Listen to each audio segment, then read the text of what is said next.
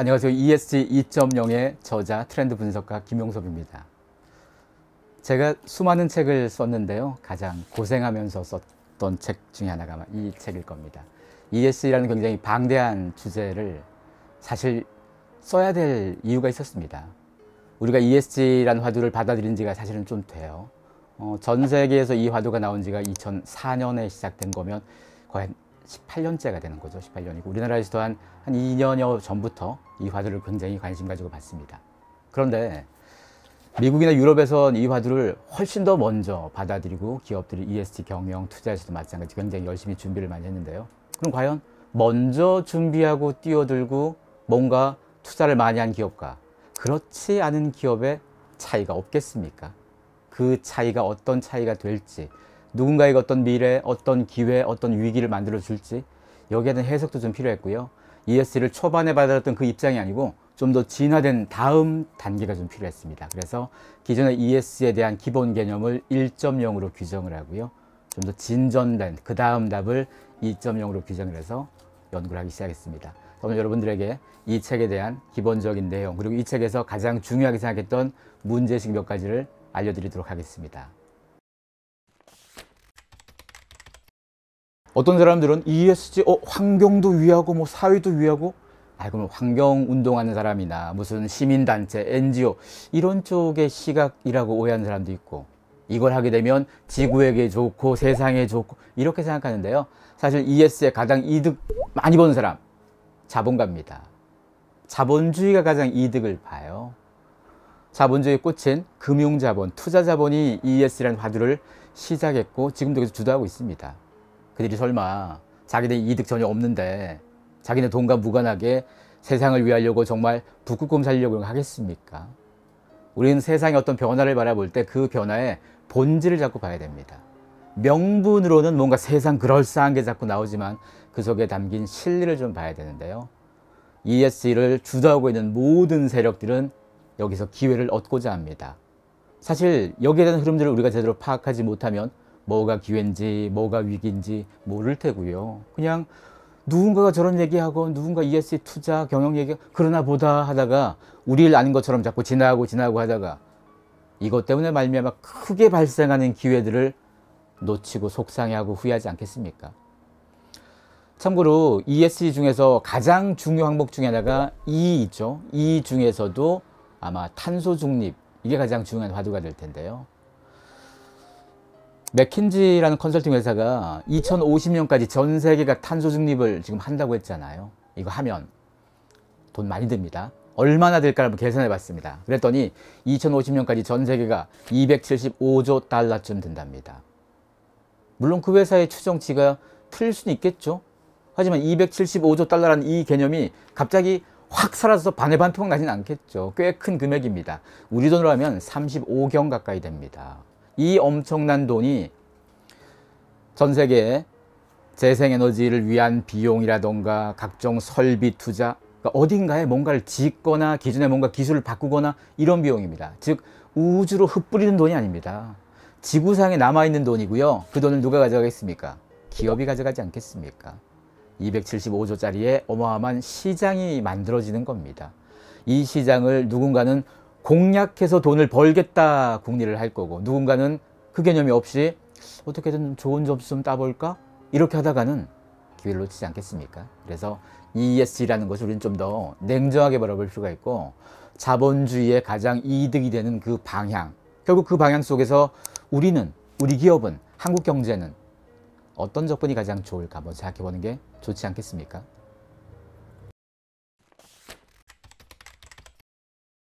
제가 책에서 ESG 2.0을 모르는 CEO는 당장 사표 써라 이렇게 좀 자극적인 말을 했는데요. 사표 쓰셔야 됩니다. 왜 그러냐? ESG 경영이라는 것 자체가 쇼하는 게 아닙니다. 점수 잘 받는 게 목적이 아닙니다. 초반에 ESG를 그냥 기본적 개념에서 이해할 때는 어떻게든 ESG 지표 평가 잘 받아가지고 우리 회사가 점수를 좀 잘 받아야지 투자를 받을 때도 유리하고 대외적으로도 기본적인 우리 회사의 이미지가 높아질 거고 해서 유리하다고 봤어요. 즉 점수 따는 거, 점수는 보통 100점 만점이 있으면 여기서 우리가 어떻게 감점을 덜 당할까, 이게 관심사예요. 점수를 채우기만 하면 되잖아요. 근데 그 점수 세워서 누구한테 보여줍니까? 투자 자본에게 보여주는 정도, 뭐 정부에 보여주는 정도. 근데 여기서 한 발 나서야 됩니다. ESG를 중심으로 한 어마어마한 시장이 만들어진다는 건요, 이건 누구한테 보여줄 일이 아니고 거기서 돈을 벌 일입니다. 여러분, 자동차 산업에서 지금 전기차가 대세가 돼가는 건 알잖아요. 지난 100년간 내연기관 자동차가 중심이었는데 어느 순간부터 전기차가 나와서 자동차의 중심을 바꿔가고 있습니다. 그럼에도 불구하고 여전히 팔리는 차는 내연기관이 더 많죠. 하지만 미래로 가면 갈수록 전기차가 절대다수가 되는 날이 오겠죠. 그러면 자동차 산업만 기존 내연에서 전기로 넘어가겠습니까? 모든 산업, 모든 영역에서 전기차 같은 버전들이 다 필요하지 않겠습니까? 우리가 전기차가 필요한 건 전기차가 뭐 멋져서, 이것보다도 환경에 대한 측면이 가장 크지 않습니까? 자동차라는 것에서 잘 달리고 잘 서고 때문에 전기차를 선택한 게 아니잖아요. 우리는 환경이라는 측면, 탄소 절감이라는 측면으로 전기차가 대두됐듯이 아파트는 어떨까요? 여러분의 아파트가 지금 아파트가 아니고 앞으로의 아파트가 지을 때부터 아파트 내에서 발생하는 에너지의 효율을 올린다면, 지금 쓰는 전기의 10%를 덜 쓰고도 지금과 똑같은 냉난방 효율을 거둘 수만 있다면, 그러면 그 아파트 더 좋지 않습니까? 그러면 모든 아파트 회사들, 건설 회사들이 그렇게 아파트를 짓는 게 앞으로는 법제화가 되겠죠. 그럼 그걸 먼저 많이 해봐서 잘하는 건설 회사와 안 해본 회사의 격차가 나지 않겠습니까? 자동차 회사에서도 전기차, 테슬라가 자동차를 제일 먼저 만든 회사가 아니잖아요. 수많은 자동차 회사가 있었지만 그들은 전기차에 소극적이었는데 자동차 안 만들어 본 테슬라가 전기차로서 시장을 끌고 간 면이 있잖아요. 마찬가지입니다. 아파트 건설에서도 새로운 전기차 같은 그런 형태의 자동차 집을 설계하는 어떤 방식들을 잘 찾는 회사가 있다면, 신생기업이건 중견기업이든 그들이 갑자기 커지지 않겠습니까? 이게 아파트만 있겠습니까? 우리를 둘러싸고 있는 모든 영역에서 이렇게 과거의 에너지 소비를 많이 하던 것을 줄일 수 있는 대안들을 각기 만들어낸다면, 그러면 모든 분야에서 새로운 대안들, 새로운 산업들이 커지지 않겠습니까? 그 기회를 누가 가져가겠습니까? 그 기회에 대비를 하지 못하고 기존에 하던 걸 붙잡고 있던 경영진들은 나중에 그 산업이 바뀔 때 타격 입지 않겠습니까? 전 세계에서 가장 유망한 기업들이라고 할 수 있는 미국의 S&P 500 지수의 500 기업들, 전 세계 최고의 기업들입니다만 이런 기업들의 평균 수명이 20년쯤 밖에 안 됩니다. 옛날에는 안 그랬어요. 옛날에는 50년, 70년 갔었어요. 점점 수명이 짧아져요. 이건 바뀌어진 산업, 바뀌어진 기술, 바뀌어진 사회에 적응하지 못하는 기업이 무너지기 때문입니다. 이제 ESG는 점수 잘 받을 궁리할 때가 아니고요. 이걸 통해서 어떻게 새로운 산업의 주도권을 가져가고 새로운 기회를 만들어낼 거냐, 돈을 벌 거냐, 이 문제로 바라보는 게 필요합니다.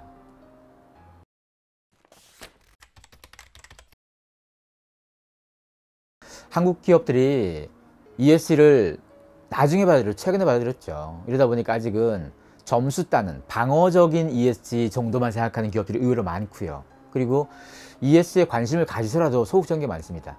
작년에 우리나라에 코스피 상장 회사가 800 몇십 개 됐는데 그 중에서 ESG 그 보고서를 낸 기업이 한 22%쯤 돼요. 근데 22% 꽤 많이 냈네 이런 느낌이죠. 22% 중에서 요즘 그 회계 기준도 그렇고 세계적으로 ESG 그 평가하는 지표 기준에서 가장 최신의 기준을 따라서 하는 게 한 7% 미만이었어요. 22에서의 7포인트가 아니고 그 기업 중에 요만큼만 하는 거예요. 나머지는 대부분 뭐냐, 이게 옛날에 만든 기준 갖고 있어요. 지금 기준으로 보면 굉장히 좀 느슨한 거, 그걸 기업들이 몰라서 그렇게 했겠습니까? 최신 기준으로 하면 자기네가 뭔가 막 드러나는 게 많아서 예전 기준으로 하지 않겠습니까? 이미 글로벌 기업들, 글로벌 사회, 다른 나라에서는 이미 꽤 많은, 거의 비중으로 따지면 압도적인 비중이 다 최근 기준으로 다 평가를 하고 있어요. 이걸 한국 기업들이 이렇게 한다는 의미가 뭐겠습니까? 알긴 아는 거예요. 우리가 뭔가 부족한 게 있다는 걸 알긴 아는데 우리는 자꾸 덮으려고 됩니다. 문제는 드러나야지 해결을 하죠. 뭔가 측정이 돼야지 해결을 하는데 이걸 자꾸 괜찮은 것처럼 덮고 어떻게 되면 점수만 좀 잘 따면 되지 않을까, 이런 궁리를 하다 보면 진짜 기회를 놓치는 게 가장 속상한 일인 거죠. ESG 중에서 E에 가장 지금 시급한 거죠. 왜냐하면 E와 관련된 시장이 제일 크거든요. 우리는 그 시장을 공략하는 게 숙제해야 되는데 그 시장이 소극적으로 하다 보면 공략 못 하겠죠. 거기다가 미국하고 유럽이 주도하는 이 시장 흐름에서 손해볼 여지도 있겠죠. 그래서 E에 대한 부분을 투자하는 걸 아마 한국 기업들이 좀 더 적극적으로 나설 필요가 있다. 이거 하나하고 또 하나는 S하고 G 부분은 사실은 서구 선진국에 비해서 우리가 조금 사회적인 환경 자체가 조금 늦은 게 있어요. 이 사회에 있어서 성별, 여성 비율 같은 것도. 우리는 그동안 OECD 국가 중에서도 유리천정 지수가 가장, 우리가 OECD 국가 중에서 꼴찌잖아요. 이 사회에서 여성 비율 꼴찌입니다, 우리가. 이거에 대해서 이게 뭔 상관이야? 이런 느낌이었다면 세계적인 큰손, 세계적인 자본들이 자꾸 기업에다가 요구하고 있잖아요. 글로벌 기업들에다가 적어도 30%의 여성, 이 사회에서 요구하고 있습니다. 다인종 요구하고 있습니다. 왜 요구하겠습니까? 그들이 사회정의를 위해서 그런 겁니까? 아니에요. 사회정의와 상관없습니다. 이 사회 경영진들에서의 다양성이 확보돼야지. 그 다양성 있는 기업이 그렇지 않은 기업보다 동종일 경우에 성과, 실적, 주가가 다 좋습니다. 돈 때문입니다. 우리도 더 이상 이런 문제에 있어서 사회적인 진전을 요구했을 때 이거 안 해도 되는데 왜 뭐하러? 이런 느낌이 아니고 적극적으로 바꿔서 더 나은 답을 찾는 데 고민해야 됩니다. 한국의 수많은 기업들이 미국에 있는 기업들의 조직 문화 따라하는 거 굉장히 좋아했거든요. 왜 따라하겠습니까? 태생적으로 미국 문화랑 우리가 다른 게 많습니다. 개인을 대하는 태도, 조직의 위계를 대한 다른 게 많아서 못 따라하는 거 많아요. 그런데도 왜 자꾸 미국 기업의 조직 문화를 우리가 자꾸 건드립니까? 이유는 딱 하나입니다. 미국 기업이 돈을 잘 벌잖아요. 뭔가 새로운 비즈니스, 산업의 주도권 다 미국 기업이 갖고 있잖아요. 그건 그들이 핏줄이 좋아서 그런 게 아니고 미국 기업이 일하는 방식에 있어서 효과적인 측면이 있다는 거잖아요. 그걸 따라하고 싶은 거잖아요. 마찬가지입니다.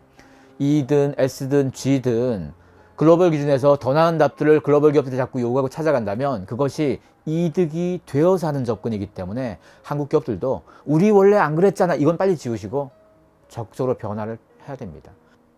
한국의 기업에 있는 경영진들이 이 변화에 대해서 소극적이거나 아니면 변화를 하다가 조직에서 누가 반발하는 것 때문에 욕먹을까 봐 두려워한다면 그런 CEO는 당장 사표를 써야 됩니다.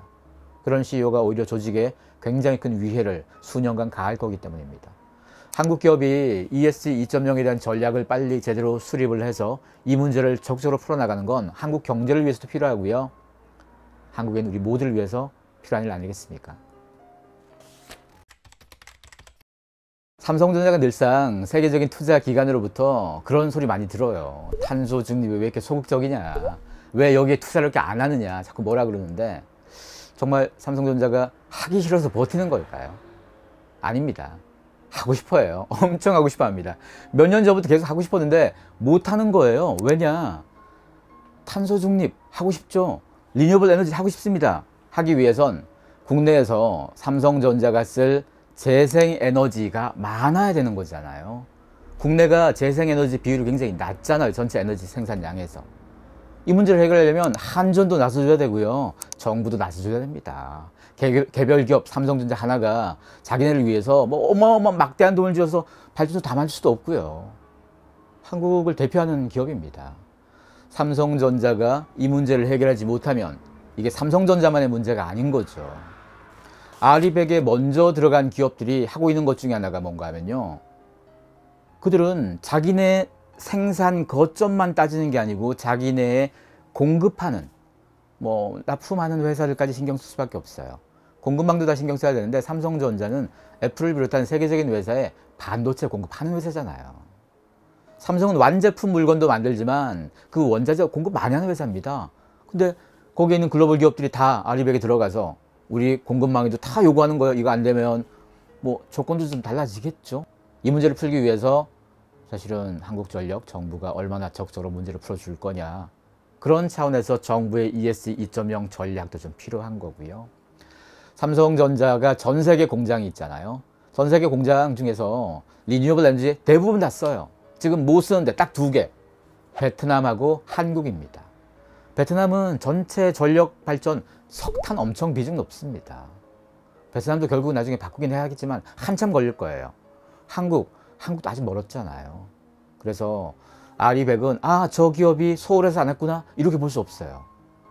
왜 하필이면 아리백에 들어가 있는 기업들 3분의 2 이상이 유럽과 북미입니다.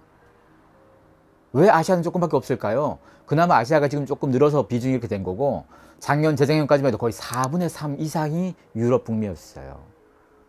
거기 있는 기업들은 상대적으로 재생에너지를 쓰기에 훨씬 유리한 조건들이 많죠. 그런 에너지를 많이 국가에서 생산해주고 있으니까.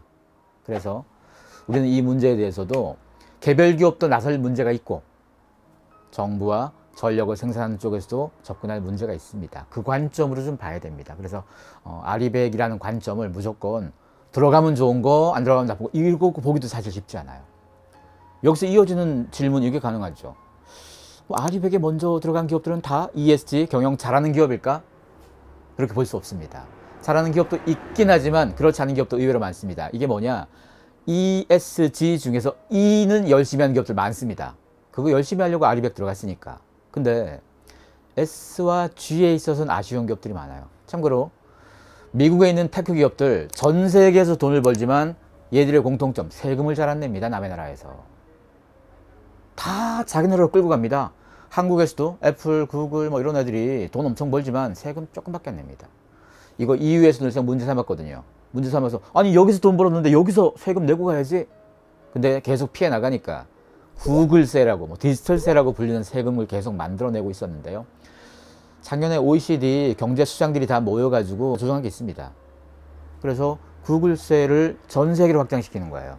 그 나라에서 벌었으면 그 나라에서 일정 부분은 세금을 내고 가게끔 다 제도를 만들어 놨는데, 이걸 2023년부터 시행할 줄 알았는데 지금 시행 못할 것 같아요. 왜냐면 미국에서 반대합니다. 미국의 공화당에서 반대하고 있어요. 왜 그러냐? 그들 입장에선 이것 때문에 세금을 내야 될 그 대상 기업들은 다 미국 기업이에요.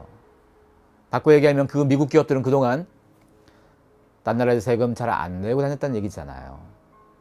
이들이 환경에선 굉장히 적극 나서서 ESG에 열심인 기업처럼 보이지만 S라는 측면에서는 늘상 아쉬운 기업 많습니다. 이것이 어찌 보면 ESG 경영을 단적으로 보여주는 예시입니다. ESG 경영, 세상을 위하려고 퍼주는 경영이 아니고요. 자기 기업에 가장 이득이 되는 답을 찾는 경영입니다. 그래서 우리가 ESG 하는 기업들에 대해서 좀 냉정하게 봐야 됩니다. 이 시각이 없으면 ESG 착한 기업인가? 어떤 기업들 ESG 한다고 막 여기저기 이미지 광고하고, 그런데 속으면 안 됩니다. ESG를 착하다고 보는 것 자체가 이미 이 문제를 왜곡되어서 바라보는 시선입니다. 우리가 ESG 2.0이라는 화두를 통해서 ESG에 대한 이해를 좀 더 높여갈 필요가 그래서 있는 겁니다.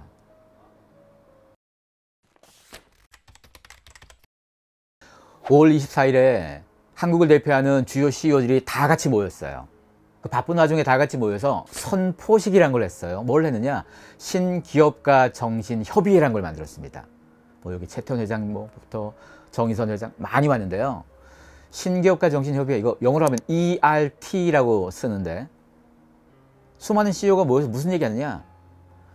기업의 기본적인 5개의 방향을 얘기했습니다. 기업이 일자리 혁신을 통해서 일자리 창출도 하고, 그리고 지역 사회도 위하고, 탄소 중립, 환경도 위하고, 거기다가 직원들을 위해서 내부의 조직 문화도 바꾸고, 뭐 이렇게 쭉 얘기했어요. 이거 이해관계자 자본주의 얘기입니다. 기업이 소비자, 직원, 지역사회, 하청업체 뭐 다 신경 쓰면서 이들의 이익을 위해서 일하겠다. 이게 기업의 목적이 된 거거든요. 2019년에 미국의 BRT라고 미국 최고의 기업 200대 기업의 CEO들이 모인 단체가 있습니다. 한국의 정경련 같은, 미국에서 가장 힘센 로비 단체 중에 하나입니다. 여기에 우리가 아는 유명한 CEO 다 있어요. 이분들이 다 서명 합의해가지고 뭘 했느냐? 2019년에 기업의 목적을 바꿨습니다. 주주 우선 원칙이라는 그 목적이 그 전까지 유효했었는데, 즉 기업은 소비자의 이익, 직원의 이익, 지역사회의 이익, 공급망 하청업체의 이익, 이걸 따지는 게 기업이다. 이걸 위해서 일해야 된다. 앞서 한국의 ERT, 이름도 비슷하죠. 미국의 BRT랑 거기서 따온 거예요. 분명히 똑같은 메시지입니다. ESG 경영을 다른 말로 이해관계자 자본주의라고 하거든요. 미국의 기업들뿐이 아니고 한국 기업의 대표 CEO들이 모여가지고 이해관계자 자본주의를 천명한 겁니다. 그것도 5월 24일이라는 것은 새로운 정부가 출범하고 바로 그 타이밍이죠. 그 뭘 의미하겠습니까? 새로운 정부에서도 ES에 대한 정책 굉장히 중요하게 하고 있는 걸 알고 있습니다. 그럴 수밖에 없죠. 지금 안 할 수가 없는 건데. 전 세계에서 경제에서 가장 중요한 아젠다인데요, 그게. 그럼 새로운 정부가 거기에 신경 쓰고 있으니 당연히 한국의 주요 기업들도 거기에 발 맞춰야지 뭔가 좀 되지 않겠습니까? 이래서 우리가 ESG에 대한 이해가 필요합니다. 어떤 기업이 ES 한다 그럴 때 저거 진짜인지 가짜인지 우리가 파악할 수 있잖아요. 이걸 모르면 요만큼 하면서 이만큼 하는 척하는 기업들 자꾸 속을 거잖아요. 한국에서 ESG 경영하면 뭐 SK그룹을 비롯해서 열심히 하는 기업들이 있습니다. 가장 먼저 하고 가장 많이 해온 기업이 있습니다. 이런 기업들이 앞으로 어떤 성과를 더 낼 건지 어떤 기업을 가져갈 건지 우리는 지켜봐야 돼요. ESG가 쇼가 아니고 비즈니스라는 걸 주목해야 됩니다. 아마 일반인 독자 입장에서 나는 회사도 없고 나는 사업가도 아닌데 나는 정부 관계자도 아닌데 이거 나랑 뭔 상관이야? 이럴 수도 있을 텐데요. 일반인이라고 해도 우리가 산속에 숨어 살지 않습니다. 여러분 취업해서 직장에 있을 수도 있고요. 여러분 회사의 미래가 달려 있거나 한국 경제가 힘들어지면 여러분 노후가 흔들려요. 연금이 흔들립니다. 우리와 무관한 일이 아닙니다. ESG라는 화두가 어찌 보면 지금 시대, 우리가 살고 있는 지금 시대에 수십 년간 벌어질 정치, 경제, 사회적 측면에서 가장 중요한 큰 이슈 중에 하나입니다. 이 이슈를 우리가 이해하고 이와 관련돼서 다양한 기회를 생각해 보는 거, 이건 누구에게나 굉장히 큰 이득이 될 겁니다. 아마 주식 투자하는 사람도 그렇고요. 뭔가 투자에 대한 관점, 당연히 어떤 기업에 투자할 건지에 대한 걸 고민할 때도 우리가 뭐 장기 투자하건 단기를 하건, 장기로 한다면 더더욱이나 ESG 경영 잘하는 기업에다 돈을 넣어놔야 되지 않겠습니까? 기본적으로 ESG는 기업이 갖고 있는 리스크를 줄이는 작업이고요. 그 리스크를 줄여서 기업이 가질 수 있는 성과를 더 늘리는 접근입니다.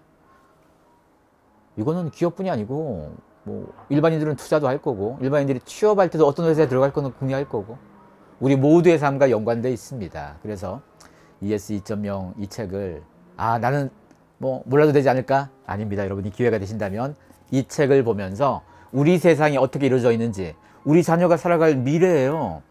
우리가 오늘만 당장 살 게 아니고 ESG 흐름들, 탄소 중립의 흐름들은 앞으로 수십 년 이어질 거기 때문에 우리 다음 세대를 위해서도 여기에 대한 이해도가 높으면 높을수록 우리가 더 좋은 답을 가진 리더에게 힘을 실어주지 않겠습니까?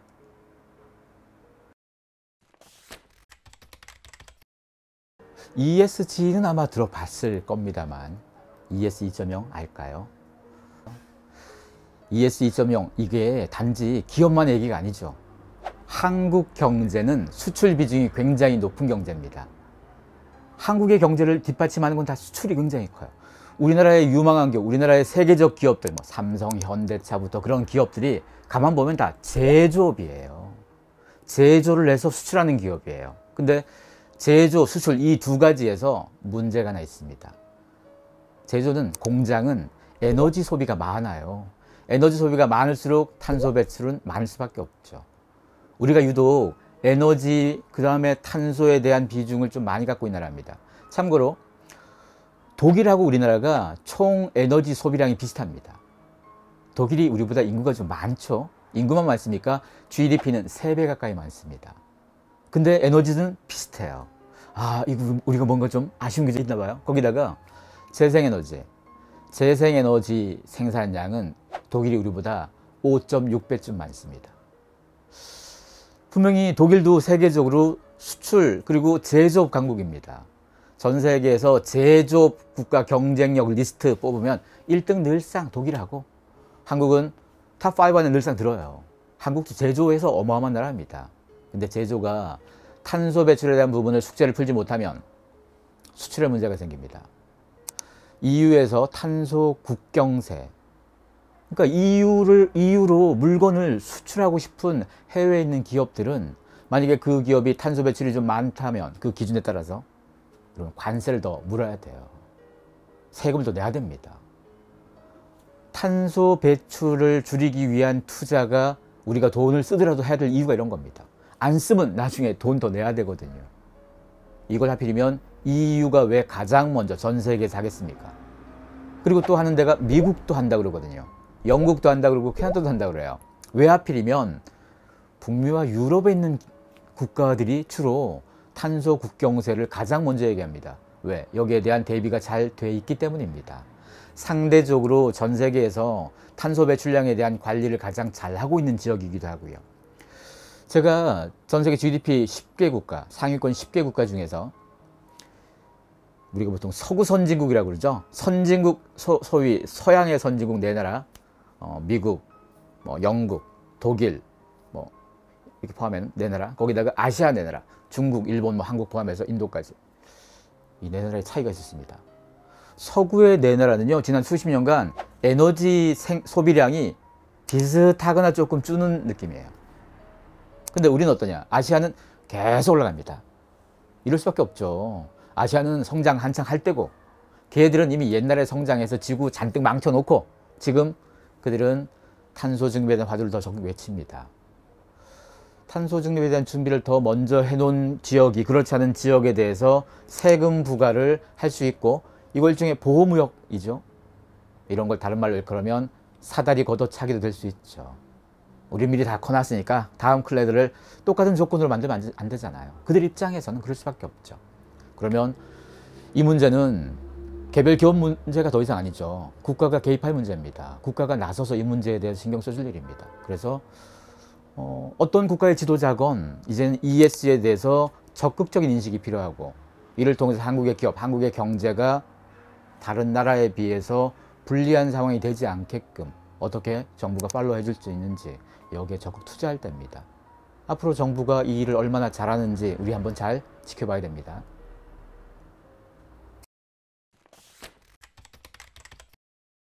90년대 초반에 소련이 붕괴된 다음에 전 세계에서 만들어진 게 세계화입니다. 세계화라는 게 뭔가 하면요, 전 세계 서로 다른 국가를 믿을 수 있는 거예요. 예전에 미국하고 소련이 대립하던 냉전 체제에서는, 그러니까 적국이라는 개념이 있잖아요. 적국을 어떻게 믿어요? 그 나라에 투자할 수 없잖아요. 지금 우리나라에서 베트남하고 중국에 공장 만들어 놓은 기업들 되게 많잖아요. 근데 중국하고 베트남은 여전히 공산 국가잖아요. 냉전 체제가 아니니까 믿을 수 있으니까 여기저기 지어놓고 내 돈 써놨는데, 상황 자체가 다시 냉전 체제가 된다면 거기 있는 내 자산들이 안전하겠습니까? 불안하지 않겠습니까? 그래서라도 세계화라는 관점들이 유지될 수가 없겠죠. 팬데믹 기간 동안 이미 1차적으로 세계화의 타격을 받았습니다. 글로벌 공급망의 위기, 전 세계가 이 전염병이라는 화두 앞에서 자국을 더 보호할 수밖에 없잖아요. 문을 막 닫아 걸었습니다. 이 와중에 공급망 문제가 생기기 시작하고, 그 이전까지 우리 모두가 다 연결되어 있었잖아. 이 화두가 한 반쯤 깨졌어요. 그런데도 지금 전쟁 나니까 더 깨지는 거죠. 이번 전쟁의 주동자 러시아가 미국하고 유럽이 경제 압박하는데 의외로 잘 버팁니다. 러시아의 저력이 사실 좀 있어요. 그런데다가 러시아의 계속 끈끈한 동지가 누구냐? 중국이 계속 손 잘 잡아주고 있습니다. 중국하고 러시아, 아주 과거로 돌아가 봐도 소련하고 중국 같은 편에 서 있었던 입장이잖아요.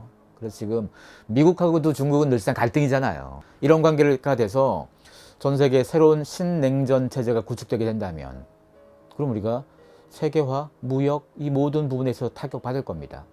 그런데다 우리는 하필이면 세계화의 이득을 가장 많이 본 나라입니다. 우리는 수출이 굉장히 중요한 나라이기도 하고, 전 세계에서 다양한 무역도 하고 우리가, 그리고 세계 한국 공장도 많이 있습니다. 이런 부분들의 타격이 생기면 생길수록 결국 한국 경제에 영향을 받겠죠. 그러면 세계화의 위기, 세계화의 종말, 이런 화두도 남의 일이 아닌 거예요. 올해 다보스 포럼의 주요 의제 중에 하나가 탈세계화였거든요. 이미 세계화의 종말에 대해서 얘기를 한 세계적인 경제 인사들이 굉장히 많습니다. 그 중에 한 명이 블랙록의 레리 핑크 회장이기도 해요. 전 세계에서 가장 큰 돈을 굴리는 자산운용사 중에서 가장 큰 회사가 블랙록인데요. 지금 굴리는 돈만 1경 2천조 이상이 넘습니다. 1경 2천조면 우리나라 GDP의 6배쯤 됩니다. 그 회사의 회장이 ESG 투자도 아주 주동적으로 민 사람이고, 그 사람이 또 러시아 전쟁 나자마자 세계화는 종말이구나, 이 종말로 인해서 많은 영향을 받을 거다, 우리가 그 영향 받는 시대에 왔습니다. 이 영향이 ESG를 위축시킬 수도 있고요. 엄밀히 따지면 ESG 중에서 탄소 중립을 위축시킬 수 있을 거예요. 왜냐? 러시아하고 중국은 탄소 배출 많이 합니다. 상대적으로 유럽과 미국처럼 거기에 대한 투자 대비가 많이 안 돼 있다 보니까 이들 입장에선 다른 나라에 수출하기 위해서 탄소 국경세를 나중에 부과한다면 그런 거에서 손해볼 나라들이잖아요. 모든 국가들은 전 세계 공동의 이익 때문에 탄소 중립 2050을 한 겁니다. 이렇게 하지 않으면 지구온난화가 더 가속화되어서 결국은 식량 문제, 해수면 상승으로 대부분의 중요하고 큰 도시는 다 물가에 있어요. 세계적으로. 해수면 상승으로 타격 많이 받을 거고 사람들 힘들어질 거고 식량뿐이겠습니까? 모든 재난들이 자꾸 생길 거고 우리가 이렇게 하는 이유가 살아남기 위해서입니다. 돈보다 더 중요한 게 목숨 아니겠습니까? 목숨 때문에 지구가 계속 유지되기 위해 살아남기 위해서 적어도 2050년까지 다 같이 합의하자 해서 했던 건데 자국의 이 단기적인 것만 보면 왜냐면 2050년 아직 멀었잖아요. 그러면 그 사이에 브레이크를 걸거나 반기를 들 상황들이 없다고 볼 수 없습니다. 그리고 몇몇 나라가 들기 시작하면 여러 나라가 또 다 들 수도 있고요. 그래서 그런 측면으로 보자면 ESG라는 측면, 탄소중립이라는 것이 2022년, 2023년 아주 민감하고 중요한 화두가 됩니다. 이때 과연 어떤 액션을 취하느냐, 정부도 굉장히 중요하고 기업도 마찬가지 굉장히 중요합니다. 이런 식의 우리가 ESG에 대해서 더 진전된 고민들, ESG 2.0을 통해서 더 나은 답을 고민하는 시기가 필요한 겁니다.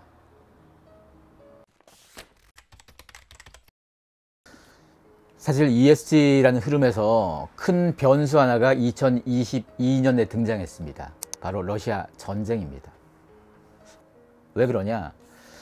우선 유럽의 에너지를 대부분 러시아에서 많이 사옵니다. 석유, 천연가스. 유럽 사람들이 냉난방 하려면 거기서 사와야 돼요.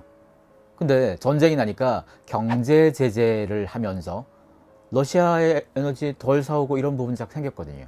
근데 사실 유럽 입장에선 에너지가 없으면 안 되잖아요. 뭔가 대안이 필요합니다. 그래서 중동 가가지고 석유 좀 더 많이 생산해줘 했는데 그들이 안 들어줬어요. 뭐가 됐건 러시아 걸 안 쓰려면 딴 데서 해줘야 되는데 안 해줍니다. 서로. 왜냐? 자원은 제한된, 한정된 겁니다. 이참에 막 퍼줄 수가 없는 거예요. 그들도 다 자기 국가의 장기 플랜에 따라서 계산 다 하는 겁니다. 그러면 유럽에서 그러면 냉난방 안 하고 에너지 안 쓰고 공장 안 돌리고 그럴 수 없잖아요. 안타깝지만 그동안 내려놨던 석탄에 대한 관심이 높아졌어요. 석유, 천연가스보다 석탄이 사실은 더 심각한 건데 석탄은 아예 제껴놨다가 최근 들어 다시 석탄 쓰는 것이 자꾸자꾸 강화되고 있습니다. 이것도 후퇴죠. 그뿐인가요? 전 세계 투자자분들이 무기를 만드는 회사가 됐건 술도 마찬가지고요. 담배도 마찬가지. 뭔가 사회에 해악이 있는. 거기다가 석탄에서도 마찬가지입니다. 탄소 배출이 좀 굉장히 비중이 높으니까. 이런 데 투자를 안 하고 이런 회사들에게 대출도 안 해주고 이런 식이었는데 올해 들어서 전쟁 때문에 상황이 좀 바뀌었어요. 전쟁이라는 게 뭐겠습니까? 무기 장사가 제일 돈 잘 벌어요. 그리고 무기 장사가 돈 번 거와 함께 석탄 산업에 투자하는 것도 돈 되는 거잖아요. 이러니까 일부 투자자분들이 또 움직이고 있어요. 이것도 사실은 ESG의 실체 같은 겁니다. 이걸 먼저 주도한 투자자분도 돈 되는데 움직일 수밖에 없죠. 어떤 누구도 지구만을 위하지 않습니다. 물론 여기에서 반대급부도 있습니다. 유럽 입장에서 에너지가 필요한데 에너지를 계속 의존해 왔었는데 화석연료에 이참에 좀 바꿔야 되겠다. 그 이전부터도 재생에너지에 투자를 많이 했었는데 이참에 장기적으로 봤을 때 러시아하고의 어떤 관계 아니면 이런 리스크를 계속 감수할 수 없으니 이걸 해결하기 위해서 가장 좋은 방법은 재생에너지 비율을 확 올려놓는 게 가장 좋은 방법이겠죠. 여기에 대한 투자가 또 막대하게 이루어집니다. 이렇게 보면 ESG에 대한 흐름들은 더 가속도가 날 수도 있겠죠. 분명 러시아 전쟁이라는 상황들 어떤 전쟁, 급변하는 변수가 되면 이 변수는 어디로 튈지 모르는데요. 이게 우리에게 다양한 여러 가지 변화를 만들어줍니다.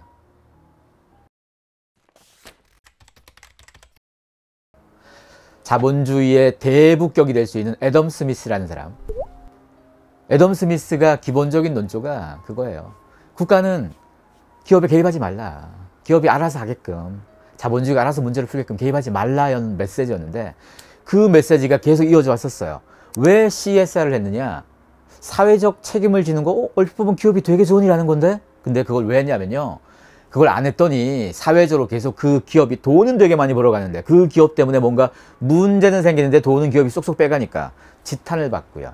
이 지탄을 해소 못하면 기업이 계속 장사하기 어렵잖아요. 거기다가 기업의 직원들이, 기업의 오너만 잘 살고 있는데 기업의 직원들이 집도 저 구석에 있고 먹는 것도 그렇고 그리고 병원도 잘 못 가고 아이들 교육도 좀 문제가 생기니까 이 일에 집중을 못 할 거잖아요. 그럼 기업가 입장에선 야, 우리 공장 가장 가까이 근처에다가 사택 지어 놓고 학교 만들어 놓고 병원 만들어 놓고 야, 직원들 여기서 살면서 일해. 이러면 이런 사람들 더 열심히 하지 않겠습니까? CSR의 출발은 그거였습니다. 사회를 이거보다도 우리 기업에 해당되는 직원들의 노동 생산성을 극대화시키기 위한 접근 중에 하나였었습니다. 그렇게 출발해서 그게 점점점 이어지면서 90년대 이후에 사회적으로 병원도 짓고 미술관도 짓고 이것저것 막 하죠. 그러다가 이걸로도 한계가 있는 거예요. 왜냐하면 90년대까지는 잘 몰랐습니다. 90년대까지는 기업들이 환경 80년대 얘기를 해도 그래봤자 아주 미미할 거라고 생각했어요. 근데 환경에 대한 부분들이 아주 심각한 문제가 대두가 됐고, 그리고 기업의 지배구조도 마찬가지고 이 기업들이 신경 써야 될 화두가 자꾸 늘어나면서 ESG라는 걸 시작했는데요. ESG라는 말이 나오기 전부터도 이미 기업들은 이런 데 신경 많이 썼어요. 지금 우리가 ESG 보고서, 지속가능성 보고서 얘기하는데요. 이미 80년대, 90년대 한 기업도 있습니다. 그런 기업들을 먼저 시작했는데 전 세계가 다 같이 ESG라는 말을 쓰기 시작한 게 2004년부터인데요. 그때 UN 글로벌 컴팩트라는 그 단체, 2000년에 만들어진 단체에서 2004년에 낸 보고서에 ESG라는 단어가 처음 등장했습니다. 그럼 이 보고서를 누가 썼느냐? 전 세계 금융사들이 같이 썼습니다. 우리가 아는 세계적인 금융회사, 투자은행부터 대형은행, 보험회사 이런 애들 잔뜩 모이고 거기에 이제 세계은행, IMF가 껴가지고 같이 만들었어요. 여기서 왜 하필이면 금융자본들이 모였을까요? 금융자본이 바로 자본주의의 중심이잖아요. 자본주의를 가장 안정적으로 끌고 갈 답. CSR을 만든 건 산업자본이에요. 그래서 CSR을 만든 산업자본과 그 다음 진전 단계에서 ESG를 만들고 주도한 금융자본. 이 모든 목적은 자본주의를 더 오랫동안 이어가기 위함입니다. 자본주의가 선택한 미래가 바로 ESG입니다. 그래서 사실 ESG를 너무 선의의 개념, 착한 이런 화두로 보면 안 되는 이유가 이런 겁니다. 실체에 대한 이해가 제대로 돼야지 우리가 이걸 어떻게 대응할지에 대해서도 전략적이고 계획적으로 나갈 수 있는데 실체를 제대로 모르면 자꾸 추상적이고 모호하다고만 생각하니까, 그러니까 누군가 조금만 하면 착하구나, 아니 이렇게 얘기한 거죠. 세상에 기업이 착하고 말고가 어디 있습니까? 개인도 아닌데요. 기업은 기부를 하는 거 착해서 하는 게 아니고 계산을 해보는 거예요. 어느 정도 기부하는 게 우리 기업에 가장 이득이 될 건가에 대한 부분들을. 그래서 기업의 활동, 자본의 활동은 우리는 착하다, 아니다 이 관점으로는 절대 보면 안 됩니다.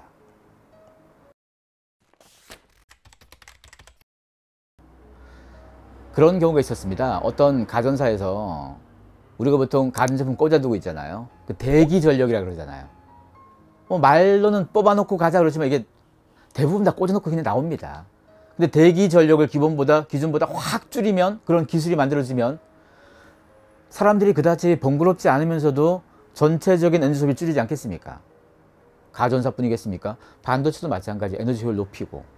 전 세계에서 이런 기술이 자꾸 나옵니다. 거기다가 우리가 탄소를 지금 뿜어놓은 거, 이걸 만약에 공중에서 포집해가지고, 그러니까 탄소를 덜 내뿜게 하는 것도 투자를 하겠지만 뿜어놓은 탄소를 수거해서 하는 작업도 필요하겠죠. 이런 연구들이 잘 되기 위해서라도 글로벌 자금들이 자꾸 투자가 돼야 되는데요. 실제로 우리가 아는 세계적 기업들이 이런 데 돈을 많이 투자하고 있어요. 근데 최근에 빌 게이츠가 우려의 목소리를 하나 냈습니다. 그게 뭔가 하면요, 지금 세계화의 종말, 러시아 전쟁 이후로 여러 가지 타격, 거기다가 경기 침체, 지금 인플레이션도 굉장히 심한 데다가 경기 침체, 스태그플레이션까지 해서 지금 세계 경제, 주식 시장이 확 타격을 많이 받았잖아요. 이러다 보니까 세계적인 돈들이 좀 경색이 됐어요. 그래서 아까 제가 얘기했던 그런 기술적인 거에 대한 투자를 클린테크라고 부르는데요. 기업들이 나서서 클린테크에 자꾸 투자해주고 있습니다. 그 투자를 하면 가만 보면 지구도 위하죠. 이 기술이 잘 되면 지구도 위하고 자기네가 투자하는 회사니까 이 회사가 잘 되면 이득도 보잖아요. 그 관점으로 봐야 됩니다. 한국의 수많은 회사 투자에 대한 관점, 부동산만 투자하지 마시고 이제 투자에 대한 관점도 생각해 보셔야 될 거고. 그래서 환경 문제를 해결하는 가장 좋은 방법은 결국은 인류의 머리입니다. 기술적 측면. 그래서 이걸 디지털 트랜스포메이션이라는 말 쓰잖아요. 디지털 트랜스포메이션이 가장 많이 요구된 영역 중에 하나가 바로 이 탄소 절감, 탄소 중립 쪽이라서 이런 기술이 어떻게 전개되는지, 그리고 어떤 기술 때문에 어떤 산업이 만들어지는지, 그리고 이런 기술들을 그냥 한 개별 회사만 쓰는 정도가 아니고 자기네 지자체 안에 뭐 작은 지자체에도 건물이 수만 개씩 있을 거잖아요. 수만 개마다 기존에 이미 새로 건물을 짓는 건 아니고 이미 만들어 놓은 건물의 전기 설비나 이런 것들을 새로운 기술을 장비를 도입해서 좀 에너지 효율을 절감시킬 수 있다면 그러면 이득이잖아요, 전체가. 그래서 미국의 일부 지자체들은 이걸 조례를 만들어서 우리 지역의 건물은 무조건 이거 해야 돼, 이런 것들이 있어요. 그럼 이거 전 세계가 점점점 다 할 텐데요. 거기에 대해서 먼저 들어가서 먼저 투자하고 먼저 그 기술의 경험치를 많이 쌓은 스타트업이 앞으로 전 세계에서 돈 벌지 않겠습니까? 우리가 기술에 투자해야 되고 기술 중에서도 이런 클린테크에 투자해야 되는 이유이기도 합니다. 그래서 앞으로 뭐 인류가 우리가 에너지를 안 쓰고 뭐 더운데도 에어컨 안 켜고 뭐 이렇게 살 수는 없잖아요. 에너지 쓰긴 쓰는데 기존에 쓰는 것보다 우리가 노력을 통해서 한 10%쯤 줄이는 건 우리가 할 수 있는, 소비자가 할 수 있는 역할이고, 기업이 할 수 있는 역할들은 이런 기술에 투자를 많이 해서 더 근본적으로 줄이는 방법들, 이런 부분들이 더 전개가 된다면 앞으로 더 많은 변화가 생기지 않겠습니까? ESG 2.0이란 책이 아마 책을 받아보시면 두껍다는 것을 느낄 거예요. 가볍지 않습니다, 이 책. ESG라는 분야가 굉장히 방대한 데다가 사실은 제가 시간 무한정으로 만약에 준비할 수 있었다면 이거보다 한 3배는 더 두꺼워졌을 거예요. 그만큼 방대한 내용인데 실제로 이 책에 다 담지 못했습니다. 너무 방대한 걸 담다 보면 여러분들 부담스러워 하실까봐 책에는 지금 당장 알아야 될 ESG에 대한 ESG 접근에 대한 기본적인 것부터 시작해서 전략적인 부분과 인사이트를 담아놨고요. 여기서 그 다음 전개되는 것들은 앞으로 계속 제가 다양한 형태로 보여드리겠습니다. 기본적으로 ESG는 기업만의 일이 아니고요. 기업과 정부도 마찬가지, 우리 사회, 소비자 마찬가지, 우리 모두에게 주어진 굉장히 큰 변화의 기로입니다. 이 책의 목적 중에 하나가 ESG에 대한 논쟁을 좀 일으키고 싶었습니다. 한국에 나왔던 수많은 ESG 많습니다. ESG에 대한 개념도 다 설명해 주시고 어떤 기업이 뭘 잘했다 사례도 잘 설명해 주셨어요. 근데 궁극적으로 이게 어떤 전략적 관점에서 만들어졌는지부터, ESG가 자본주의의 이득을 위해서 만들어진 것부터 국가 간의 어떤 이해, 보호무역주의가 어떻게 되고 있고, 그리고 뭐 전쟁이 발생하거나 어떤 변수가 생겨서 어떻게 대응하고, 이걸 통해서 기업이 돈을 어떻게 벌어야 되고, 이런 적극적인 관점에서의 ESG에 대한 부분들이 조금 부족한 게 있어서 제가 그런 부분을 좀 채우면서 답을 좀 고민했고요. 어떤 사람들은 이 의견에 찬성하고 어떤 사람들은 조금 반대하는 사람도 있을 거고, 하지만 이런 것들이 다 섞여가지고 우리가 이런 논의를 더 증폭시켜야 될 이유가 딱 하나입니다. ESG가 결국은 한국 경제와 한국 사회에 영향을 많이 줄 거기 때문입니다. 그런 영향이 전혀 없는 거였다면 굳이 이런 고민 할 필요도 없고 이런 책 읽을 필요가 없는데요. 여러분의 미래, 여러분의 경제, 다양한 변화에 대한 기회와 다양한 답들을 이 책에서 한번 찾아보시기 바랍니다.